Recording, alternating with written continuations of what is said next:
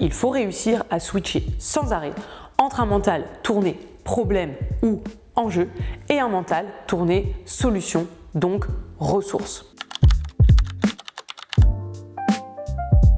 Aucune situation n'est réellement stressante. Comme on l'a vu dans la précédente vidéo, le stress repose sur nos propres perceptions des choses. D'une part, sur la perception du niveau de difficulté ou d'importance de ce à quoi on doit faire face, et d'autre part, la perception du niveau de nos ressources pour faire face. J'aime prendre l'exemple de la salle d'examen.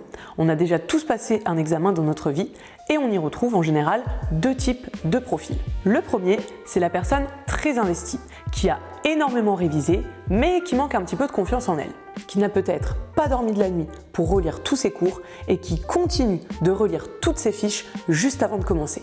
Le second, c'est la personne pas du tout investie, qui ne savait même pas qu'il y avait un examen aujourd'hui. Elle n'a pas de stylo, elle n'a relu aucun cours et pour autant, elle reste calme, elle s'en fiche ou elle rit même de la situation. Le profil 1 est en train, vraisemblablement, de vivre un événement qu'il juge très important pour lui. Malheureusement, il a l'impression de ne pas avoir les ressources pour faire face.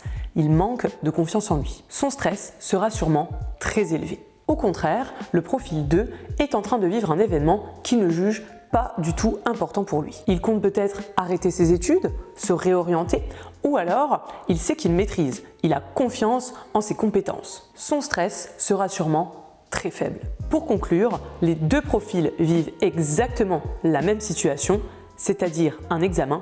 Pour autant, leur état de stress ne sera pas du tout similaire. C'est ce qui montre qu'au fond, aucune situation n'est réellement stressante puisque le stress repose sur nos propres perceptions des choses. Parfois, c'est en fonction de l'analyse objective que l'on fait sur l'instant présent. À quel point je perçois que ce que je dois faire est difficile ou important pour moi versus à quel point je perçois avoir les ressources pour y répondre. Parfois, c'est en fonction des concepts, des images mentales, des schémas de pensée que l'on a intégrés depuis l'enfance, voire même bien avant. Par exemple, si on m'a toujours répété que j'étais timide, alors je vais stresser avant d'engager la conversation avec quelqu'un. C'est ce que l'on appelle des croyances limitantes qui vont générer du stress inutilement car bien souvent, elles ne sont pas vraies. Je te donne d'autres exemples. On t'a toujours dit que tu étais nul en maths, que les maths, c'est pas pour toi, que toi, tu es comme ta maman, tu es littéraire. Alors, avant un examen de maths, tu vas te mettre à stresser, car c'est comme ancré en toi que tu n'as pas les ressources. Pour autant, c'est possible que ce soit totalement faux. Les croyances limitantes peuvent également venir de nous-mêmes. Imaginons, cela fait 2 années de suite que tu n'es pas champion de France dans ta discipline, mais 2e. Ou que tu rates le podium, tu termines 4e. Eh bien, la 3e année, et ça arrive à tous les sportifs que j'accompagne, tu vas être très stressé pour cette compétition, car les années précédentes, ça n'a pas fonctionné. Et si en plus il y a des similitudes avec les autres années, comme le lieu, l'organisation, les horaires de passage, alors dans ta tête, tu rejoues exactement la même compétition. Et tu penses que tu vas à nouveau ne pas y arriver, donc ton état de stress va être très élevé. Il sera alors très important de déconstruire toutes ces croyances limitantes avant un événement important et apprendre à te recentrer sur ce qui aura réellement de l'impact, sur ce que tu as concrètement à faire pour être performant, c'est-à-dire sur tes ressources et non sur l'enjeu.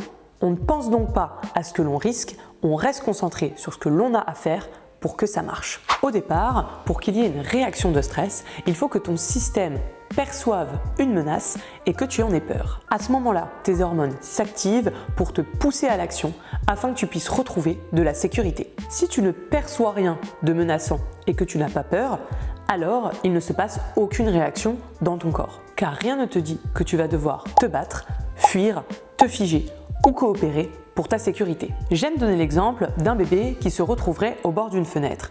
Lui n'a pas peur car il ne sait pas que s'il tombe dans le vide, il peut mourir. Ses parents vont par contre le lui apprendre. Ainsi, quand plus grand il se retrouvera face au vide, il se sentira menacé. Il aura peur et son corps passera en réaction de stress pour l'aider à fuir le danger et retrouver de la sécurité. Le stress est donc un allié à apprivoiser car il nous permet et nous a permis de survivre depuis la nuit des temps face aux prédateurs. C'est un réflexe finalement bienveillant de notre organisme pour nous protéger d'un danger et permettre notre survie. Si nous n'avions pas perçu de menace, pas eu d'émotion de peur et donc pas de réaction de stress, alors dans bien des cas, nous n'aurions pas survécu et notre espèce se serait éteinte.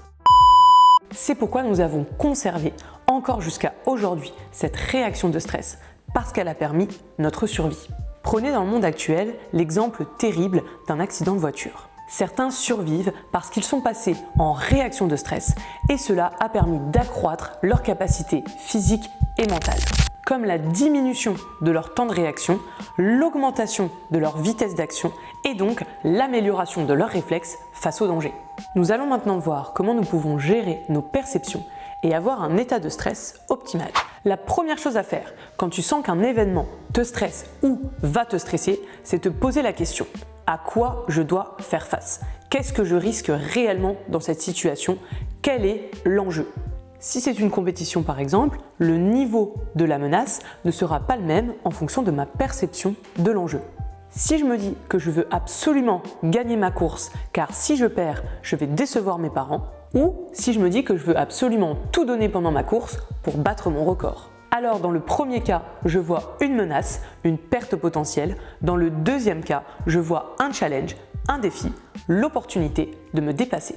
Le niveau perçu de la menace n'est donc pas le même au départ. Ce qui peut augmenter dans le premier cas ou diminuer dans le deuxième cas le niveau de stress. Une fois que j'ai conscientisé l'enjeu, et c'est important de le conscientiser car cette étape est souvent inconsciente. On ne se rend pas compte de ce qui nous fait réellement peur.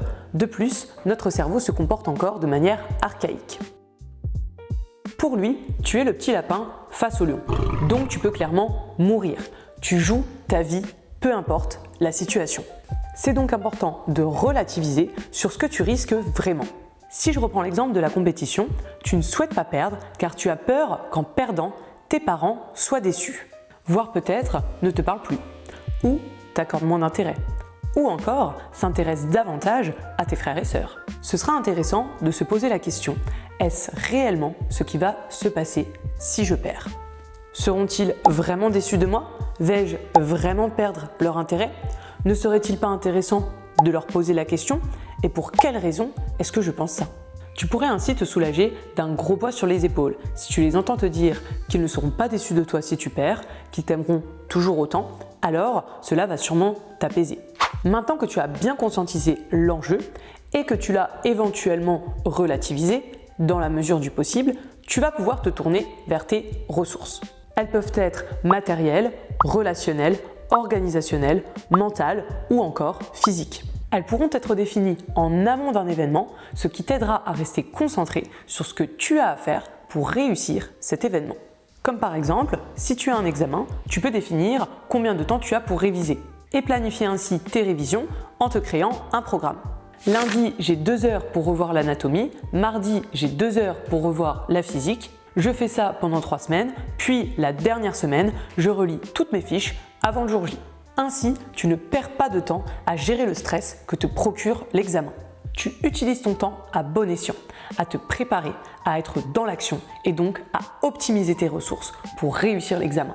Il peut également être intéressant de planifier ses ressources pour le jour J. Par exemple, le jour de la compétition, je ne vais pas penser à ce qui se joue, à l'enjeu.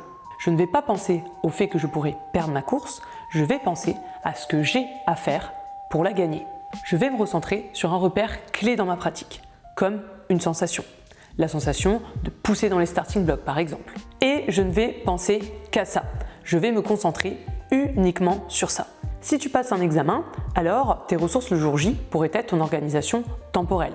À quelle heure tu te lèves, à quelle heure tu pars de chez toi. Ton organisation matérielle, quel stylo tu vas utiliser, si tu prends un thermos avec du thé ou du café, si tu prends un objet qui porte bonheur ou qui est rassurant, qui va te faire sentir comme à la maison et qui va ainsi diminuer ton stress. Cela peut aussi être lié à tes sens, comme prendre quelque chose de doux, quelque chose qui sent bon, un parfum ou une huile essentielle. Définir une playlist en amont qui te fait sentir comme tu as besoin de te sentir et l'écouter sur le trajet. Tes ressources peuvent également être relationnelles. Est-ce que tu vas te rapprocher de certaines personnes, discuter, rigoler, ou est-ce que tu vas plutôt vouloir être dans ta bulle, lire, regarder une série par exemple? Enfin, tes ressources peuvent être mentales, comme utiliser une routine de respiration avant de débuter l'examen, couplée à de la visualisation ou du dialogue interne. Nous verrons ces outils plus en détail dans les prochaines vidéos. Une fois que tu as listé tes ressources, je te conseille de les écrire car cela aide ton cerveau à les avoir en tête et à savoir exactement sur quoi se concentrer. Et cela se fait beaucoup plus facilement si elles sont écrites et définies en amont. Tu limites alors les pertes de concentration. Tu sais ce que tu as à faire, tu restes dans l'action et non dans des pensées négatives. Tu ne laisses pas ces dernières t'atteindre. Le jour J, chaque fois que ton esprit va aller vers le problème, je peux rater ma course, j'ai peur de perdre, etc. Tu vas te recentrer sur une de tes ressources, comme je me concentre sur ma routine d'échauffement pour être prêt à tout donner. Ou je me concentre sur mes sensations, comme la poussée dans les starts. Je te donne des exemples dans différents contextes. En sport co, si je rate une passe, au lieu de ruminer, j'ai raté la passe, peut-être qu'on va perdre le match à cause de moi, je me recentre tout de suite sur ma lecture du jeu ou mon placement sur le terrain pour revenir le plus vite possible dans le match et mettre toutes les chances de mon côté pour la suite. En gym, si je fais une chute sur la poutre, je souris tout de suite comme un ancrage, comme pour balayer de mon esprit ce qui vient de se passer. Je place mon attention donc sur mon sourire et je me replace dans la bonne posture, celle qui me permet de réussir la suite de l'enchaînement. Pendant un examen, si je commence à perdre mes moyens car une question est difficile, je ferme les yeux, je prends quelques minutes pour respirer calmement en sentant mon poignet avec de l'huile essentielle ou en me visualisant chez moi, à mon bureau. Puis, en étant plus calme, je poursuis en sautant éventuellement cette question pour y revenir plus tard. Le problème est souvent dans l'attitude que tu adoptes ensuite. Tu ne perds pas un match parce que tu rates une passe. Tu perds un match parce que tu rates une passe, que cela t'énerve et que derrière, ton attitude n'est plus la même sur le terrain. Elle est beaucoup moins propice à bien jouer. Ton objectif sur l'instant T ne doit donc pas être centré sur le résultat, mais sur l'attitude qui peut te mener au résultat. Le but, peu importe les réussites ou les erreurs, est de maintenir une attitude positive jusqu'au bout.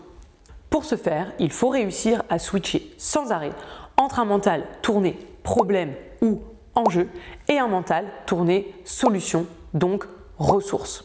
Plus tu t'entraînes à faire ce switch en listant des points de repère précis dans ta pratique, plus tu parviens à rester concentré uniquement sur tes ressources, à les renforcer et donc à diminuer ton état de stress car tu rééquilibres la balance enjeu versus ressources. Dans les prochaines vidéos, je t'expliquerai comment tu peux adopter cet état d'esprit grâce à une multitude d'outils utilisés par les plus grands champions de ce monde.